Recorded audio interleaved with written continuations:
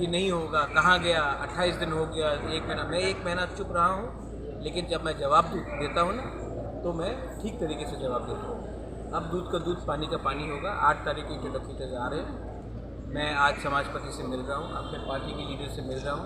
त्रिपुरा का constitutional solution के लिए मैं फ़ाइट करते रहूँगा। ये फ़ाइट मेरा नहीं है, मेरा कम्युनिटी का है, और मैं अपना कम्युनिटी के लिए हमेशा फ़ाइट करूँगा। मैंने बात किया है, और मणिपुर में जितने भी हमारे इंडिजिनस लोग हैं, टर्की लोग हैं, स्टूडेंट्स हैं, मैंने कहा है कि उनका अगर उनको वापस आना है तो मैं उनका पूरा प्लेन का टिकट का पैसा मैं देने के लिए तैयार हूँ। ख़राब समय में अपने लोगों के साथ खड़ा रहना चाहिए। मेरे ख़राब समय में भी मेरे लोगों ने मेरे संग खड़ा रहा।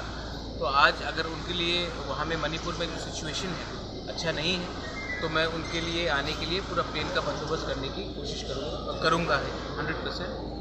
और रहा बात वायलेंस का, वायलेंस से कभी भी कोई सोल्यूशन नहीं निकलता है। I appeal to all my Meitei brothers and sisters and Kuki brothers and sisters, ये जो इसके पीछे है कोई और है।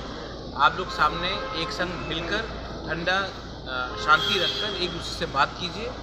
वायलेंस से किसी को कुछ नहीं मिलेगा, नुकसान होगा, और ये नुकसान का फ़ायदा कोई और उठाएगा। मणिपुर का सीएम के साथ बातचीत हुआ क्या? मैं मणिपुर के सीएम को जानता नहीं हूँ, मैं उनसे क्यों बात करूँगा।